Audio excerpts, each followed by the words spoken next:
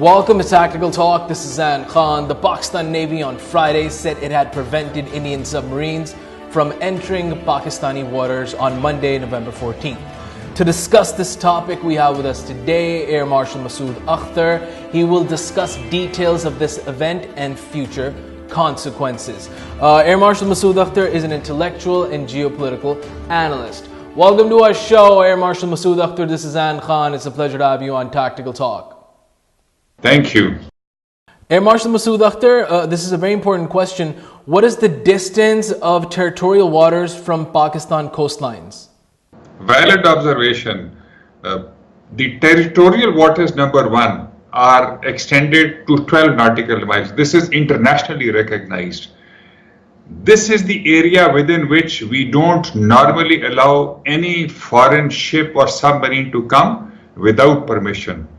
But the continental shelf is another ball game, and that can extend up to anything 250 nautical miles, can further go up to 300. But for this, we have to have the capability to map the entire area. Fortunately, with very little support from other organizations and within the government, the Pakistan Navy has managed to do that and extend it to 300 nautical miles. So we have the capability to defend our territorial waters up to 12 nautical miles and our exclusive economic zone up to 300 nautical miles.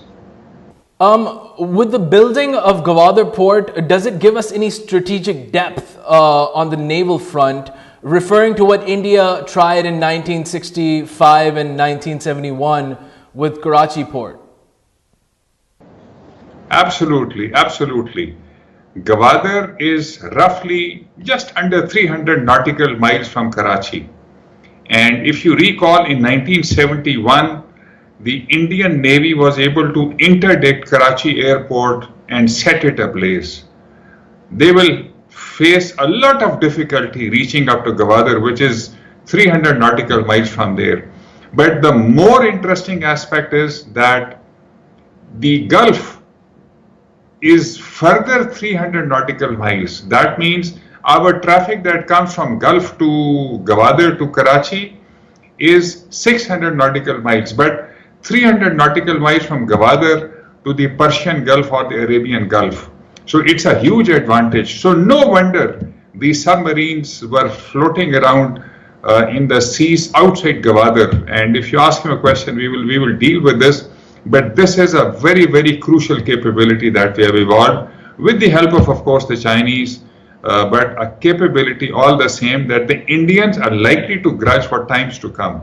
What is the intercept capability, and with Pakistan Navy and Pakistan Air Force for naval intruders, as well as comment about the competence in aviators in both forces?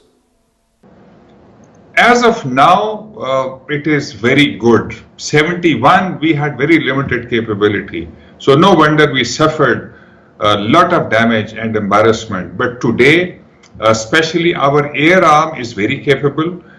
So far as when it comes to detecting subsurface targets, the Pakistan Navy has got the maritime P3, it has got the Atlantics, it has got Fokker, it has got the helicopters, which is the Sea King.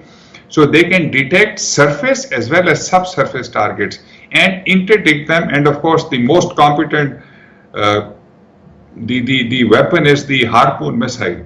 When it comes to the Air Force, we have had one squadron Mirage unit optimized for maritime operation, which was equipped with the Exocet missile. And but right now we have a huge capability developed and under further development in the form of JF-17.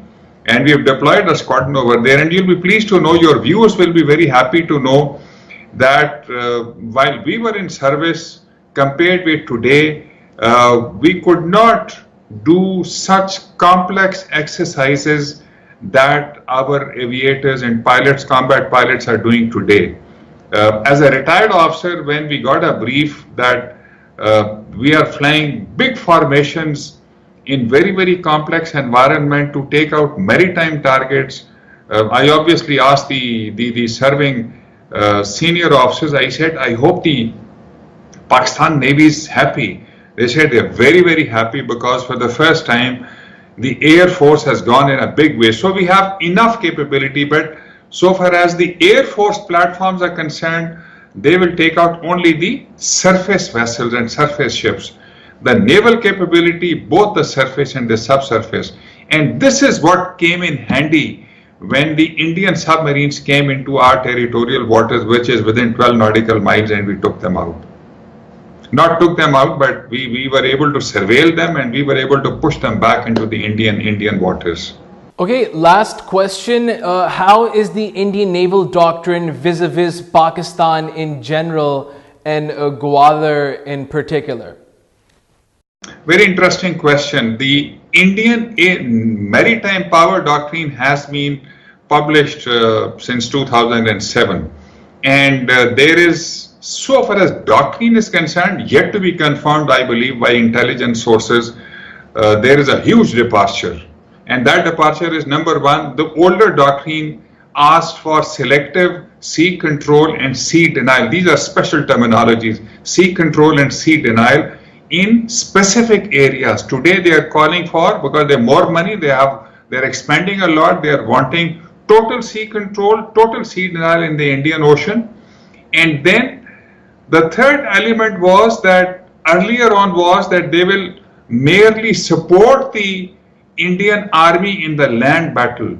But in the last one, which is specifically concentrating on Gwadar-like points, is that they will develop an expeditionary force with the relevant capabilities that will come and fight littoral and offshore battles combined with the other services, which is the Indian Army and the Indian Air Force. Now, Gwadar is a place that during peacetime cannot be reached by Indian Army. During peacetime cannot be reached by Indian Air Force. But the Indian Navy has demonstrated that capability, intent, and of course they have actually done this very 2, 3, 4 days back. So Gwadar is a special target for the Indian Navy naval doctrine, and it's likely that during wartime especially, they would like to come all the way because they're wanting to create a blue water navy, and during peacetime, the intelligence operations can go on, and of course we got this gentleman called Kulbhushan Yadav. The terrorist operations assisted or conditioned by the Indians can go on, but they cannot come and directly surveil. So when the Indian naval submarines come into this area, meaning thereby they're coming, number one, for intelligence information, number two, to probe the defenses, and number three, to plan operations vis-a-vis Gwadar as to how, in case the Indian doctrine materializes, because it is only in the book and somebody needs to confirm this. So that is how Indian doctrine develops a reach so far as Pakistan and Pakistan Navy is concerned, right throughout the coastline. And like we mentioned in the beginning, it's a huge advantage that Karachi and Gwadar are almost 300 nautical miles apart, and then Gwadar and the Gulf of the Persian Gulf are another 300 nautical miles. So Gwadar will probably have a place, if not a special place, for Indian naval operations, because this is where they would like to interdict during war, and during peacetime, of course, they will be probing missions that we will have to guard against. And I am very pleased that the Pakistan Navy has done extremely well, and we should take pride in this. Thank you so much, Air Marshal Masood Akhtar, for being on Tactical Talk. It was a pleasure having you. Thank you. This was Air Marshal Masood Akhtar, an intellectual and also a geopolitical analyst. We were discussing the trespass of Indian submarine in Pakistani waters and its consequences. Until the next episode of Tactical Talk, this is Zain Khan. Take care and goodbye.